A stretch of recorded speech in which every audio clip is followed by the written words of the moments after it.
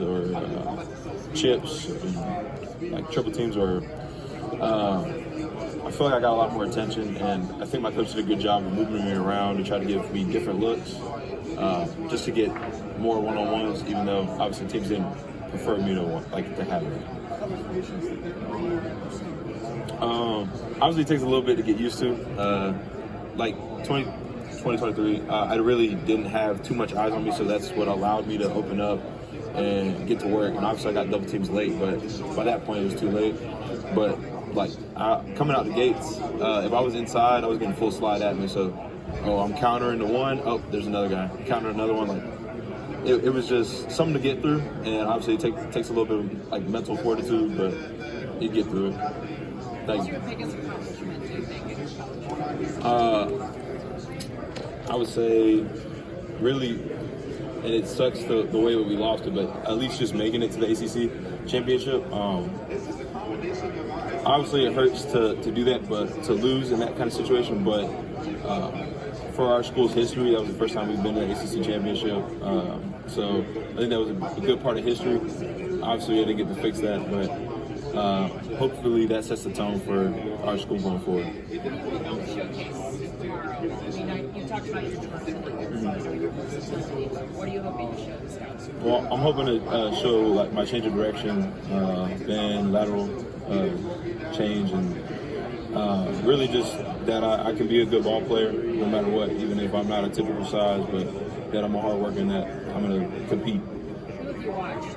NFL or college? Who do I watch now? Yeah. So George Karlaftis is one of them. Yaya Diaby, that's a former teammate, but I like to watch what he does, especially in pass rush for power. Myles Garrett, Max Crosby, those are the guys, the Bosa's, because they're out of Florida too. But those are the people that I like to watch, and it gives me a nice little diversity of styles and blends of athletes. Ashton, here at the Combine this week, are the Buccaneers the team you've met with? I've met with the Bucs, yes, sir. Do you know if it was formal or informal? It was informal. What would it mean maybe pairing with Yaya Diaby again? Obviously, it'd be something special. Obviously, it'd be amongst someone who I consider a mentor, and I won't get too much into it because I don't make the decisions at this level. They pick us, so. But it would obviously be special to be amongst a teammate, especially playing on the other end. Ashton, I'm curious when it comes to being an edge rusher, what's your week of film preparation really look like? Are you looking at your opposing tackles, game plan? What are you really studying? So when we first start, we like to start on Mondays. So usually on Monday we'll go through what the top 3 plays from a team is, what do they like to do after chunk plays, that kind of stuff, so tendencies. And we'll get into just watching game film, see how players work during games when they're tired, or what's their 2-minute type, what's their pass block, what do they like to do to the main end, or what looks can I expect, if they're going to chip, are they going to tight end motion and try to crack me, stuff like that. And then obviously as we go through the week, I'm obviously looking at tackles, and it's things like where his hands are. Does he like to shoot low? Does he like to hug? Is he going to give me his chest? When does he like to open up? Is he a third step? What's his tempo? And what moves first? Is it his foot? He picks his hand up? So those are the things we kind of look at going through the week, and then towards the end of the week towards the middle of the week, so Wednesday really, I'll shift my focus onto the guards. So I try to give myself time to basically get notes down on anyone that I'll be working against in this matchup. Yeah, and then when it comes to your matchup in the game, how much does how that guy is attacking you, if it changes up from your film perspective, he's angle setting me a little bit more, how does that affect kind of your pass rush plan? Obviously, especially this year, we got to actually rewatch plays, which that's never happened. Normally it's just it was just trying to figure it out mentally, but seeing for example, we had a team, I think it was SMU, but we noticed that he wanted to get on me quick to stop me from getting speed. So adjusting from that and giving him a stutter into the cross chop, getting him to stop his feet early because he thinks I'm gonna hit him. So things like that, I feel are things that you gotta make as you go. Not everything's gonna be perfect, but some adjustments you just gotta make on the fly. Yeah, and then we said watch the plays. You're like watching them on the sidelines and stuff like that. We had the replay reviews. Yeah, so like that was the first year for college. So. Yeah, I was saying, so that's been a really big thing just to kind of help you in the middle of games, like you're just watching that film live like that. Well, they get to do it too, so yeah, it's obviously more of a chess match in that regard. Awesome. So a big thing about the modern NFL or just modern football in general is putting linebackers in some horrible spots. You know, RPOs, these slow RPOs, like you got these college offenses going at 100 miles per hour to pick on you guys. How do you kind of approach attacking, these modern offenses that are trying to go after you on every play? Yeah, you tackle back. And there's no stop for that. Whatever they're trying to do to you, you got to recognize it, be able to attack back. So you can limit their explosiveness or whatever it may be at their earnings. Yeah. Just attack back. Awesome. And then we see a lot of linebackers, especially like with your speed, for instance, that try to slip blocks, go around blocks, whatever. Then other guys who want to thump, they want to be physical. How do you kind of approach, say, a center or a guard getting to you at that second level? That's what that center or guard does. If he's more finesse guy, I'm going to be more physical. And if he likes to be more physical, I'm going to try to be more finesse. And if I need to be physicality, I'll do that as well. So there's a lot of ways you can attack blocks, a lot of ways you can do so. Awesome. And then does that come from your film study throughout the week or kind of your feel throughout the game there? Yeah, it's a little bit of both. You got to be a football player at some point, so I'm sure you need to recognize those things. But also, field study does have a lot with that recognition. So. Awesome. And then one more thing, as a linebacker, you guys are kind of like that quarterback of the defense, that big-time emotional leader, that voice on the team. Like, how have you grown into that role over these past couple of years? Yeah, I've been a little bit all over the place on defense. I've been all over the place. Finding my role has been really easy with it. I'm a confident dude. I don't shy away from competition. So whatever position I'm put in, I'm going to find the best way to attack that position. I'm going to do this. Awesome, bud. Max Harris, what makes Max who he is? What makes Max who he is? Okay, with the 1 year of me being at Kentucky, I say what makes Max him is his personality. He's always up. He's always happy. But the thing I love about Max is he hard on himself. No coach got to be hard on Max. Max is hard on himself. I remember when I first got there, and Max had got beat in practice, and he was messed up about it the whole practice, but he bounced back from it. I'm like, why he mad? They're like, bro, he just hard on himself. Like, he give it one pass. A wide receiver can touch the football on the route, and he'll be mad. So that's what I love about Max. He's hard on himself. Good player. He loves the film room. Incredible breaks. Man, loves the cover. Overall, great athlete, good person. Was there a time, I guess, like last spring, apart from when he, had a rough practice, that you kind of realized, like, okay, he's that guy? I realized that when I was at Georgia watching film. You know how you gotta watch film and see other defense they run against the offense you're looking at. I was watching Vandy game 2 years ago. And he had 2 picks. I'm like, who's this guy with a big old cast on his hand catching 2 picks in the pick 6? So that's how I knew he was a dog back then. It didn't take for me to go to Kentucky to see he was a dog. So offenses nowadays are so big on that window dressing, RPOs, moving linemen and stuff like that. As a linebacker, how do you study throughout the week to maybe get that run pass tell, maybe to just kind of get any kind of clue on what's coming? Well, run pass tells in my eyesight comes down to numbers. Mm-hmm. If you got numbers on there, we're gonna run the ball. I mean, if you don't have numbers, we're gonna run the ball. If you do, we're gonna throw it. So it's just that simple. If they got numbers, that's why you window dress it. If you got numbers and they see the boxes are outnumbered, we're gonna run the box. So that's why you walk out or you window dress it, however you want to dress it, and you come back in. So it's kind of like tricking them because they already have a pre-snap read with the numbers. So that's what I say with the run pass. Yeah, and then my next question off that is, offenses, they do their window, their motion, they're moving everything around. As a defense, how do you guys kind of combat that? Do you guys, stunt and all that? Like, how do you guys like to combat that stuff? With the motion, sometimes the motion take with plays. We don't motion. We don't stunt off the motion. We probably stunt off the play call, and what we might see, what we might get, just things of that nature. Awesome. And then just your approach as a linebacker. So many guys nowadays try to rely on their speed to dodge blocks and get around blocks, and you got guys who are classic thumpers, like take on the blocks. How do you like to approach, say, a lineman climbing to the second level or something like that? The way I grew up in this college world, You don't slip none. You got to go through them. Yeah. You got to crack him. Like, there's no running around. You got to go through him. Either he's going to come through me or I got to go through him. So that's how I was taught about it. Perfect. With this, but no, I haven't met with him yet. I hope to, though. You mentioned James Harrison together.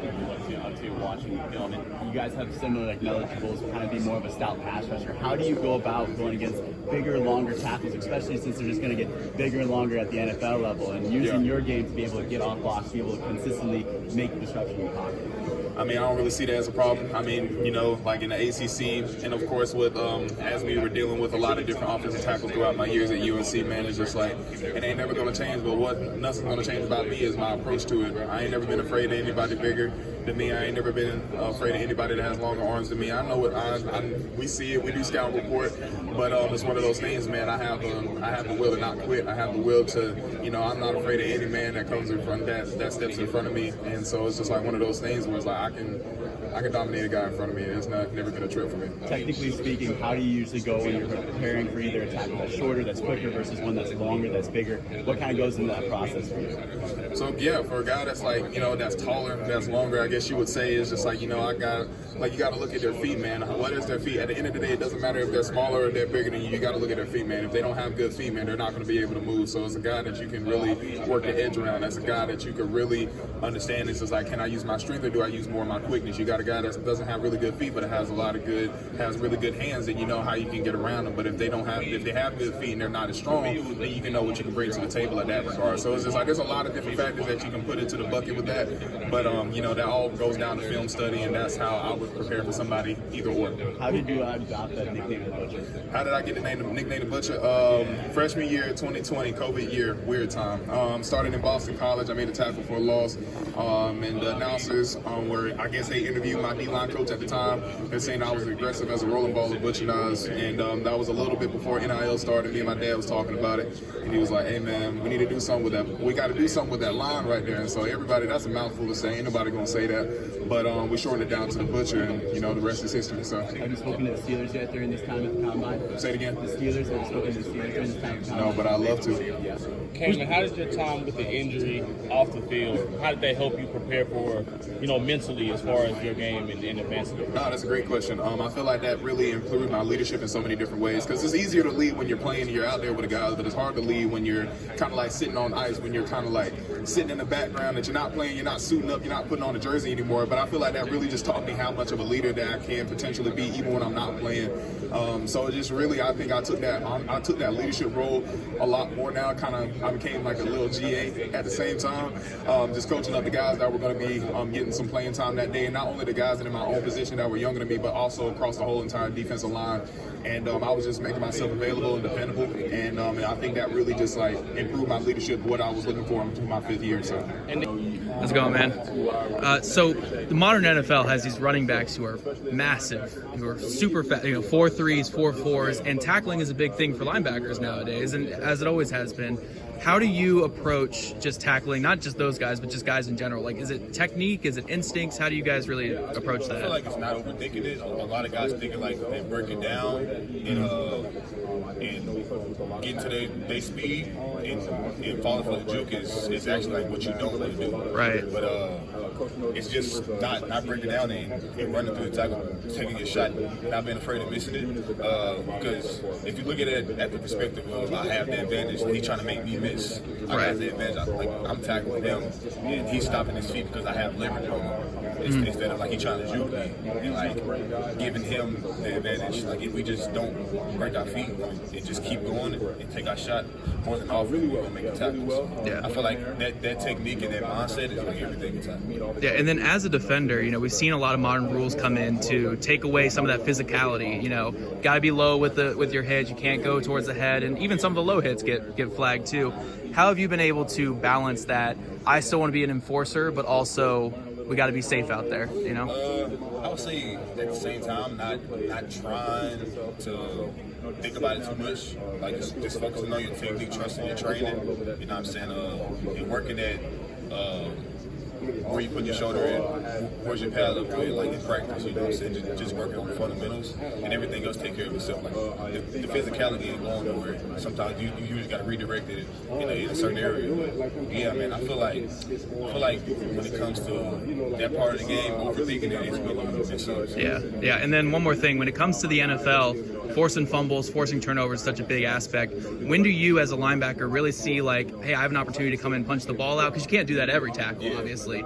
Like, when do you really see that opportunity? When the ball is facing you, so like let's say I'm going to the right, running back got the ball in his opposite hand, and he runs to a little bit, he got his right hand, that's an opportunity to punch you, you know what I'm saying? But just really taking shots at it, because you know sometimes it don't take much at all. It just takes a little tap in the right area. So it's just always taking a shot. I mean, a guy that does that all the time is Fred Warner, and I watch him all the time. And I mean, just like how many opportunities and shots he takes at the ball, and really just everybody in the league, it's become like a phenomenon. Yeah. So I mean, it's just you never know when that time is gonna come for a forced fumble. So just always taking that shot is always key. Awesome. No problem. So I'm curious how you approach a week of preparing for an opponent. Like, when you're scouting an opponent, are you looking at the offensive tackle? Are you looking at the offense in general? How are you really studying throughout the week?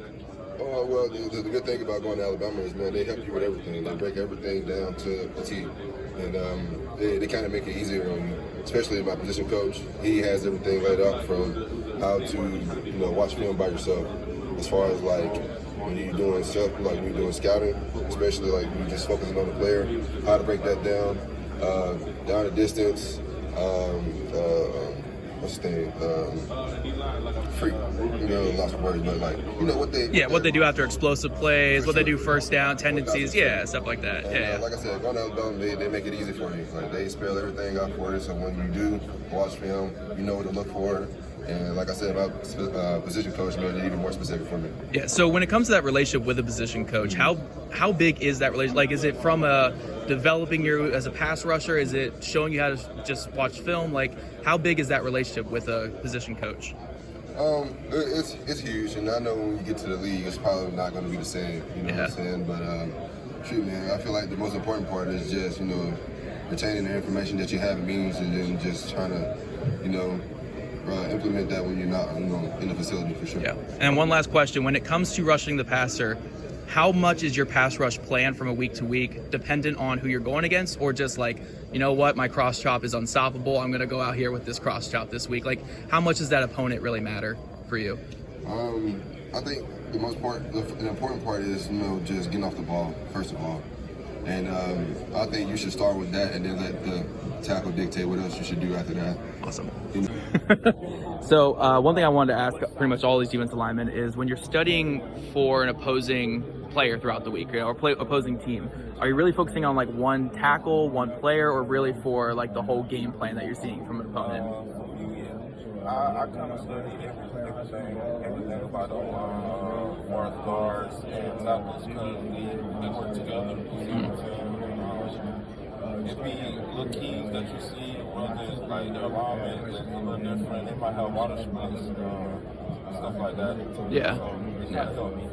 So when you're looking at like a tackle's feet or whatever, how much does that dictate what you're going to do as a pass rusher?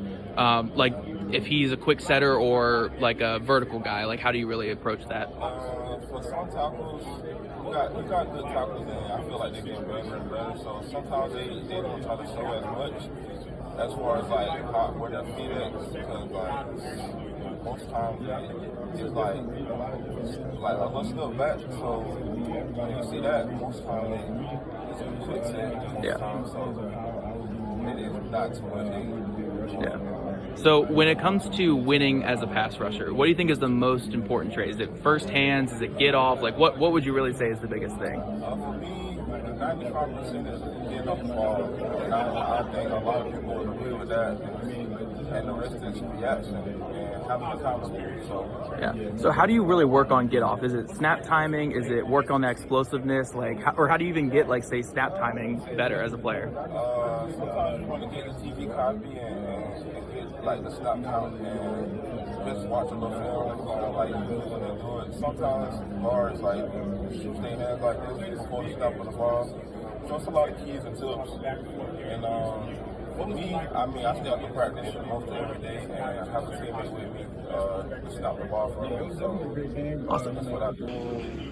So much of the NFL game nowadays is about putting linebackers in horrible spots. You know, RPOs, play actions, getting you guys to suck up and then throwing over the top. How do you kind of approach just the modern offense, like the college and the NFL game, with that in mind? You know, especially in college, these slow RPOs they're doing that are getting linemen blocking 5 yards down the field. Yeah, I mean, we actually played Wake Forest this year, so they mess with that slow mesh. And, man, I think it really just comes down to your preparation, your film study, knowing guys' tendencies, knowing what formations they like to do those RPO plays out of. So I would just say it all goes back to preparation and being able to play fast on game day. Yeah, and then when you're with your film study throughout the week, you know, obviously coaches give you guys things that you have to watch, but when you're watching film on your own, what are you really looking at on opposing offenses and teams to really give you those tells? Yeah, just trying to look at formations, just having strong formation recognition, and just being able to anticipate motions, because that can, you know, change the whole defensive play. So just being able to anticipate those things and play one step ahead of the offense. Yeah, and then one more thing too, and might go back to your first answer too, is linebackers have to have those eyes in the back of your head. You know, backside digs come behind you, crosses come behind you, and you have to like match those things in zone.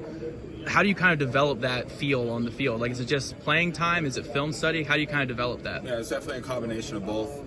Playing time, film study, you know, just having a feel for, I think playing time helps you get a feel for, you know, where guys are going to be, and, you know, you rep it enough, you kind of get the instinct for it, but also the film study. If you see a route coming across, you know, there's one coming the other side or behind it. So just being able to anticipate those things. And I think, it all goes back to film study. Awesome.